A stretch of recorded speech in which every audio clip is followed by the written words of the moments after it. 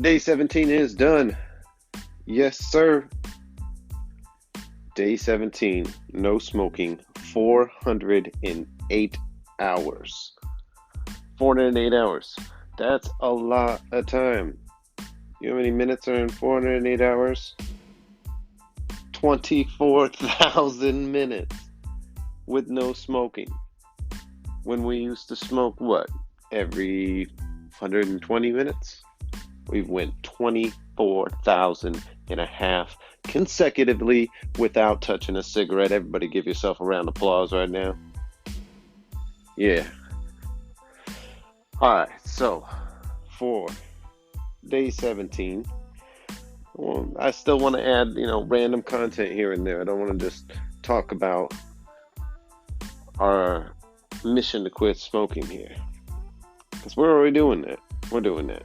I'm just going to keep you guys going with information and entertainment. So, Quit Rich. Let's talk about that for a second. Let's talk about how big of a project Quit Rich has become. It's quite large. There is a side of it that is cartoons. There's a side of it that is fashion and clothing. There's a side of it that is revolution. There's a side of it that is music. There's a side of it that is community. There's a side of it that is business and community business. There's a ton to unwrap right here. And there's a chunk of it that's education. There's a chunk of it that's finance. There's a chunk of it that is just overall happiness. And there's a chunk of it that's self-awareness. This thing is big. So one might ask, how did a project this big come to be, and how did it get to the size? And that's a long answer. That's a really long answer. I'd have to walk you step by step as I collected ideas and formulated them and put them together. And the best way I can explain it, I wrote an article. I started to write. This is going to be partially an autobiography, but I wrote a chapter of it, or a rough draft of it, published it on medium.com, which is kind of like a news publishing site / social media where anybody can publish an article and put it out on the internet. But I use it as rough drafts for things that I want to write. Maybe one day I want to write a book and put a couple chapters out on Medium and use those to someday compile together so one big body of work. Who knows? Anyways, I wrote in this article talking a little bit about how my brain works. And I think we all are similar in a way. Maybe I'm just hyper focused on it, or I've been in realization of what I was doing and awareness of what I was doing since I started doing this. But my brain takes information and stores it and categorizes it. And I'll give you an example of how maybe different I am from my friends on Facebook.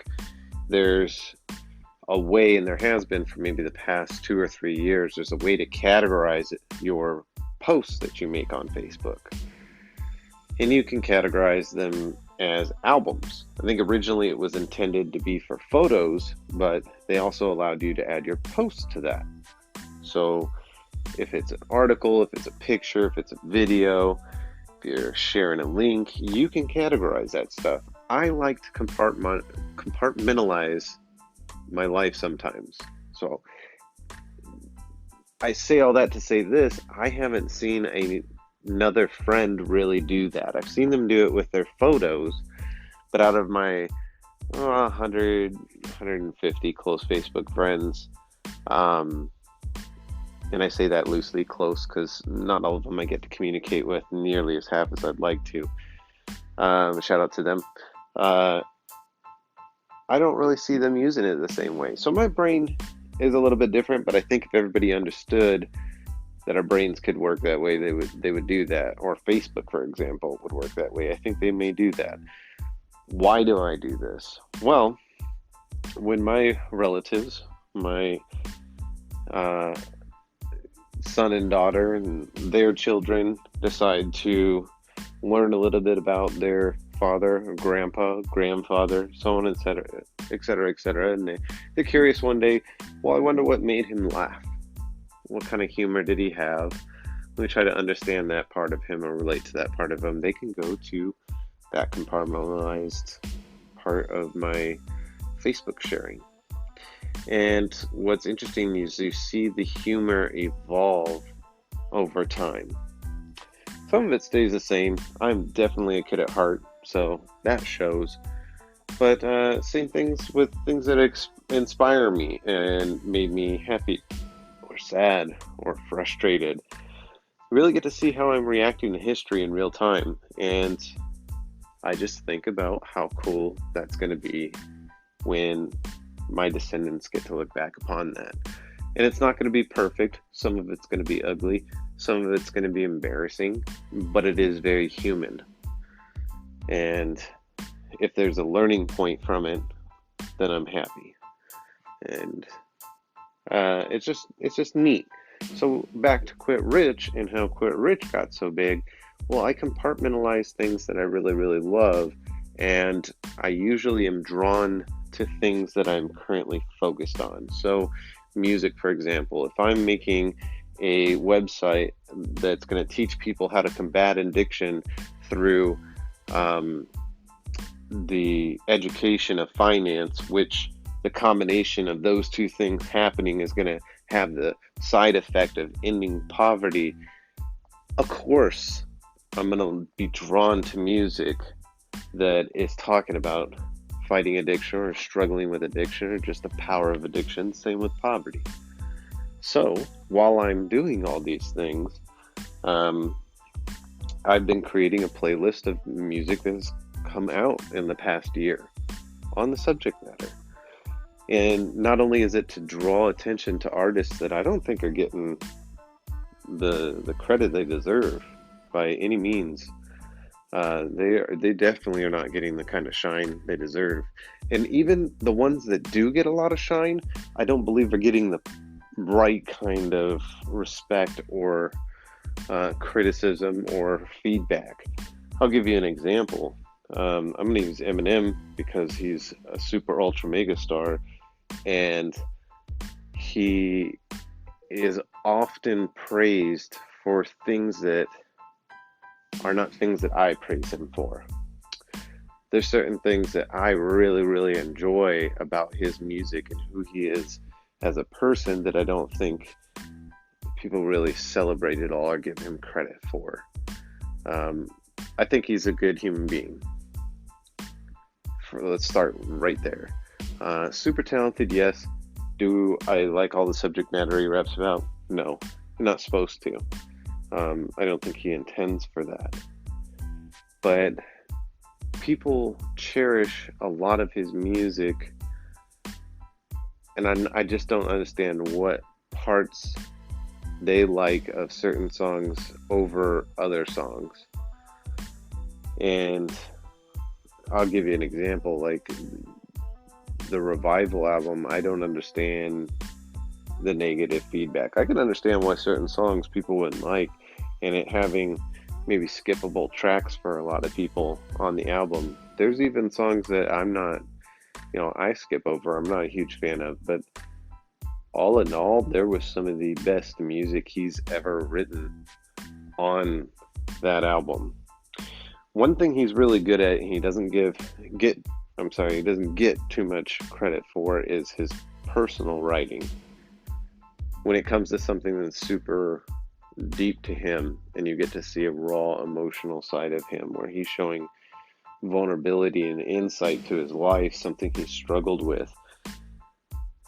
Out of all of his music, it's only the most recent stuff that I feel the most proud of him as his progression of a human being and just becoming a stronger person as he grows older and wiser.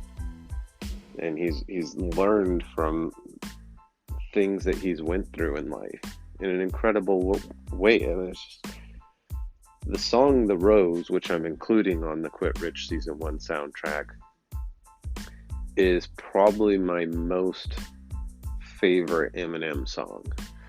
And I might be biased on that because I love Bette Midler's The Rose. Okay, and it's kind of not fair to me in regards to this. That song makes me cry in general. I've listened to that song after funerals. I've listened to that song when thinking about just tough things in my life. And for some reason, Bette Midler is very, very important to me. The movie Beaches is a movie that my mom loved and I loved, and we liked watching together. And while my mom's still here with us, I've always had a weird bond or relationship with my mom, where we're not close but close at the same time. And I've kind of held on to Bette Midler's music like it's one of my few connections to my mom. And I've also felt like her music is also, the song The Rose in particular, has connected me to other people. And so that alone would make me emotional. But the stuff he rapped over that song, the stuff that he wrote to that song, which would have been a challenge. If you put Bette Midler in front of anybody and say, rap over this, I wouldn't know where they would start. So I think that would be a pretty big task in itself. It's not the most hip-hoppy music that you'd imagine, right? He somehow manages to do it, and he talks about things that are reminiscent of my own personal experiences in life. Very similar. There was a point in time where I had to go to the hospital. I had, within a year period, 2 very serious visits to the hospital. And at a point, especially thereafter, I had to think about what that would have meant for my kids. And so when I hear music that Eminem makes, and he's reflecting on a time where he was in the hospital and he was imagining losing his children and all the things that would come along with him being gone and all the things that he would miss out on in their lives, it hits home because it's the same kind of vibes that I had and thoughts that I had. It's very sensitive, and it just makes me so happy that I'm still here today and I've got to see and experience so much of my children's lives and that I didn't miss out on it. So even though it may seem like tears of sadness, it's actually tears of joy, of just so much relief that I didn't miss out on all these things. So that being said, I don't know if this will be an avenue for him to get a different type of respect from people or not. I don't know. But each of the artists on here, Lupe Fiasco, for example, released probably the most artistic album of 2018 across all genres of music. I mean, it was Pink Floyd, Dark Side of the Moon, The Wall. You know, it's that caliber of storytelling and production, and that's something that I don't know I've seen too much of in hip-hop in general. I think he is ultra focused on the art and the intelligence of the craft, and almost zero to no focus on the glamour glitz of it. And that's what has allowed him to make something such as the album Drogas Wave that came out in 2019. But you know, that album released and I heard it, and I hadn't heard a Lupe Fiasco album since Lasers, so it had been a while since I had heard music from him, and this blew my mind. Like, it came out of nowhere for me, and it had to be because 2018 was such a huge year in hip-hop, where almost every week there was a new album coming out from a AAA artist or just somebody that had a lot of momentum behind them and a lot of energy behind them. It was an incredible year. And then that album was just like the pinnacle. It was just like, holy cow, this is just amazing. And the craziest part about it, nobody heard it. There's a core audience that Lupe Fiasco has, and maybe a few people like me picked up this album and got to hear it on a mere chance and were completely enamored by it. But as far as the overall general population of hip hop, it was very exclusive just to the niche genres and niche side of people that just like this style of hip hop. And unfortunately, it wasn't really broadcasted in a way that people that appreciate all forms of hip hop should be trying to embrace that. And people that don't should be also attempting to embrace something different and outside of their comfort zone. But what's even sadder is that hip hop did not put that album in forefront and say, this is our offering to the music world. This is something we are exceptionally proud of. Hip hop needs to go back and review that album. Everybody in music needs to go and listen to that album and just really give it time to enjoy what Lupe Fiasco put together. And there's a new group that came out last year, Family Business.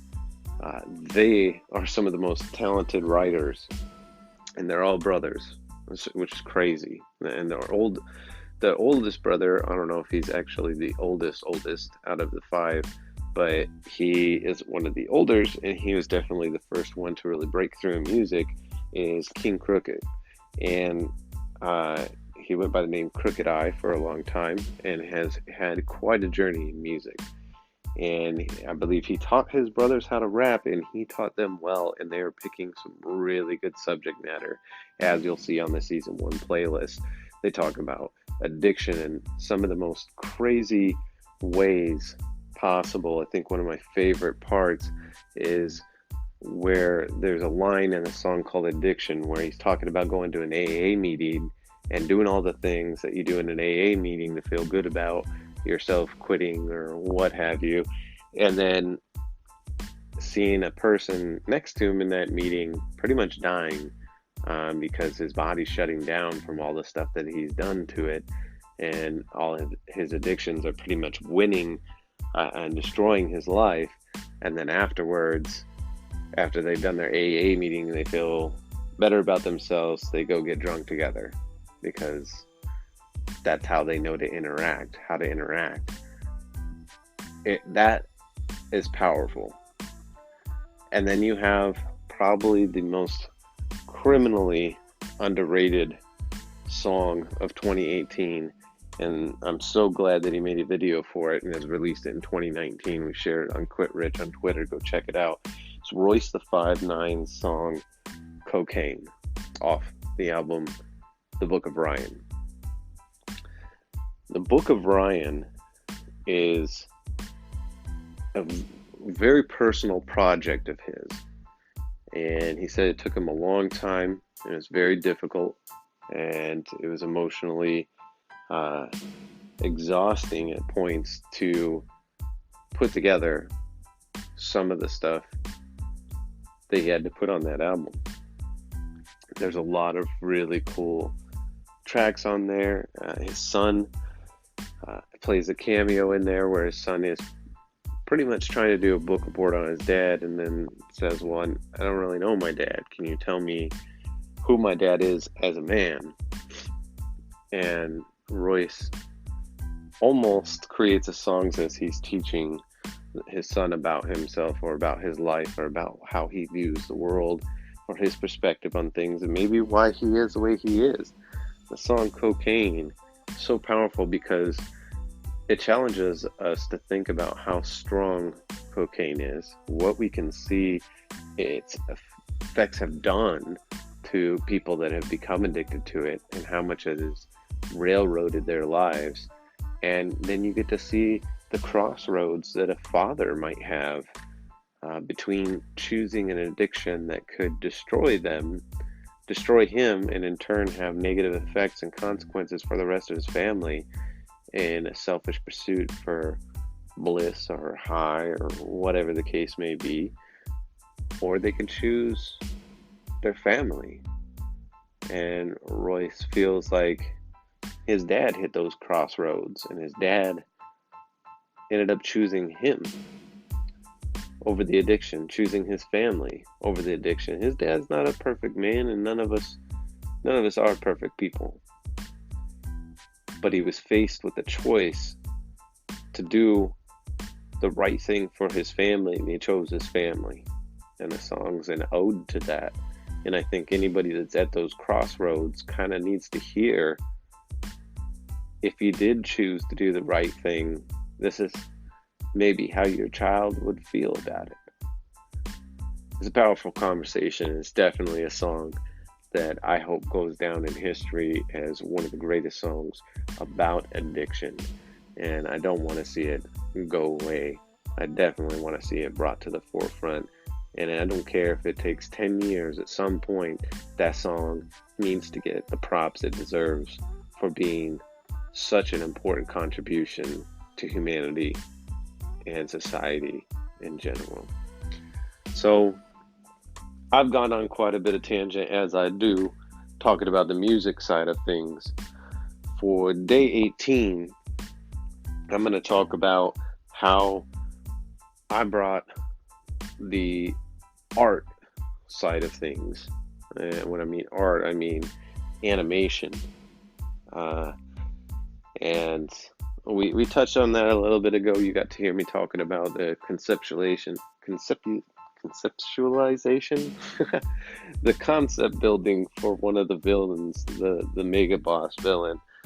And I think I'm going to talk a little bit more about the other villains. And I think I'm going to pull them apart one by one and just talk about why we chose the inspiration for that. And as a bonus, a little behind the scenes stuff, I'm going to talk a little bit about some of the characters that got cut. They didn't make it, or they got changed. There's been a couple revisions to some of the characters and villains, and I'd like to go into that with you and share it with you. So, again, I congratulate everyone that's made it to the end of day 17. Thank you for being on that journey. Be sure to go to anchor.fm/Quit Rich and give us some support. Share it. From that portal, you can share our link to Spotify, our link to Apple Podcasts, to Google Play, Google Music, Pocket Casts, all these different platforms. Pretty much anyone you could think of is going to be there. And if there isn't one there that you'd like to see as ad, send us a message. Let us know. And we will definitely do what we can to get Anchor to add that. Appreciate everybody listening. Thank you all. We'll see you at the end of day 18. 24,000. Almost 25,000. That's a lot of time. I think we're going to make it.